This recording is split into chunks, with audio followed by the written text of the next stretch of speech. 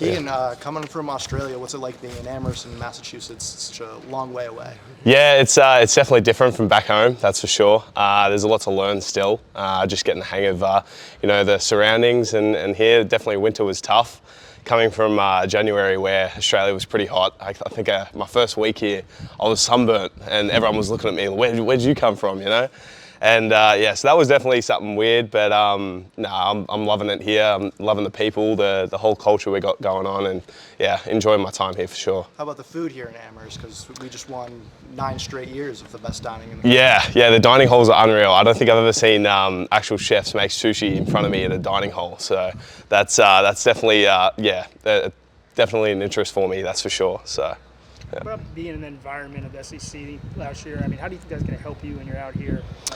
Oh yeah, I think just like in terms of like blocking out outside noise, I think that was definitely a lesson for me last year. Even just like in pre-game when you've got, you're punting in pre-game in front of probably 100,000 people because they all get there early, and just that pressurous environment is definitely something that I got used to, and yeah, it's just a key takeaway that I can bring to my game here, and as I said, just block out that outside noise and focus on what I need to do and doing the best job I can. How excited are you to have your opportunity here to be the guy? Oh, I'm over the moon. I'm pretty stoked to do what I can for the defense and all these guys. I love all of them, love all the coaches, and I'm excited to get out there and do what I know I can do. And what led you here? Why'd you end up here? Well, it's a funny story. I've always watched the NFL. Never really watched college football back home that much. But yeah, one day I was watching it with my brother early hours of the Monday morning because that's when all the Sunday night games are. And yeah, we're watching it, and my brother, we see a punt, and he shanks it off the side of his boot, like 30 yards. And my brother turns to me and he goes, "I reckon you could do that." And I'll turn to him and I'm like, "Yeah, I probably could." So from there, it was just like, I don't know, a matter of seeking Pro Kick Australia out, getting a trial with them. They were really confident in me and what I could do, and then from there it was just a training process, getting good film and sending that off, and yeah, making the commitment to come over here. So. And what are your impressions of Coach Castellito? Oh, I love Coach Kaz. He's one of the most personable coaches I think I've ever had.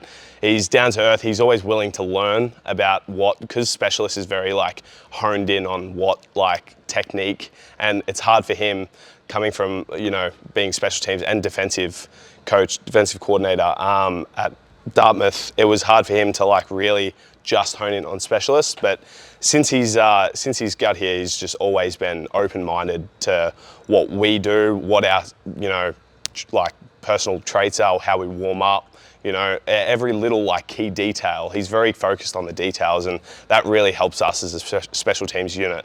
And I wouldn't change it for the world. So. Which sports did you play? Did you play soccer and it morphed into football, or were you just not? Yeah, it's a bit of a weird one. So I played Australian rules football, which is imagine soccer and rugby put together on a big oval, and we basically grow up just kicking to each other. And I think that's the big difference between Australians and Americans. Americans like to grow up throwing the ball out in the front yard. I grew up with my brother just kicking in the street, just kicking to each other back and forth. And I think that building that muscle memory from a young age just really helped, especially coming over here, and that's pretty much all I do, just punt it. And that muscle memory definitely helps me in pressure scenarios, that's for sure. And yeah. And I know that there haven't been games and there haven't been people, but what have you learned kicking in that room, on that field? I think in the summer it's definitely hot weather helps the ball stay up in the air a lot longer. So, but it's definitely different to the bubble. I know the compressed air, it's a bit weird. The compressed air doesn't see the ball fly as far, but out here you can really kind of unleash into the ball.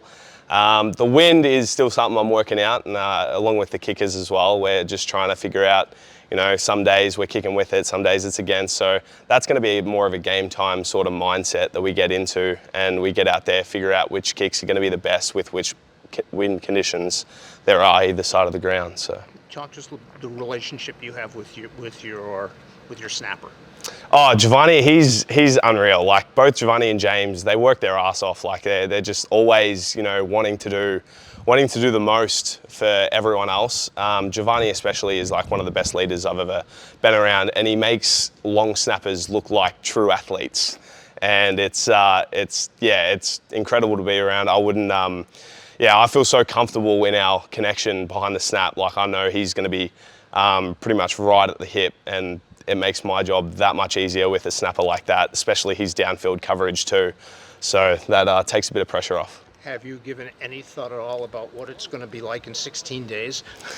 Not really. I think there's a big emphasis around like everyone. It's just focusing on the now. You know, we're in a tunnel right now, and you know the light's there, but you know we're still in a working progress, and just getting better each day is the biggest thing I think for us. And you know, just focusing on the now doesn't get your mind taken away from you, and you can just hone in on what you need to do and how to get better each day. So.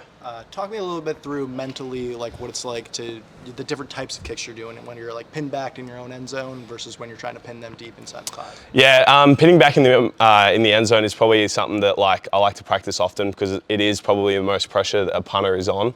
But if it's all just comes down to muscle memory at that point, the repetition that we get out in that practice field as well is really helpful. And I think that just building that consistently, like, and the kicks, with the kicks changing, it's just like some of the rollouts, like it's just muscle memory at the end of the day. That's what we do back home, you know.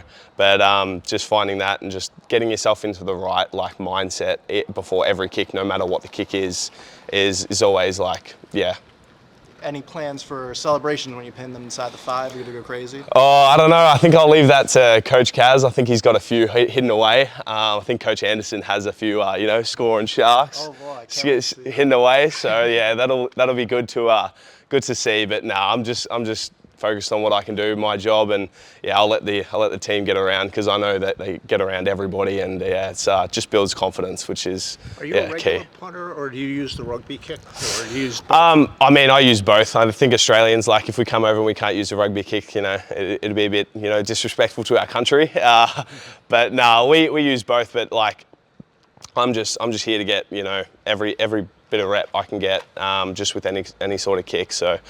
Yeah, whatever I can get for our defense to make the kick better and set them up in better field position will be, yeah, all I can do. So.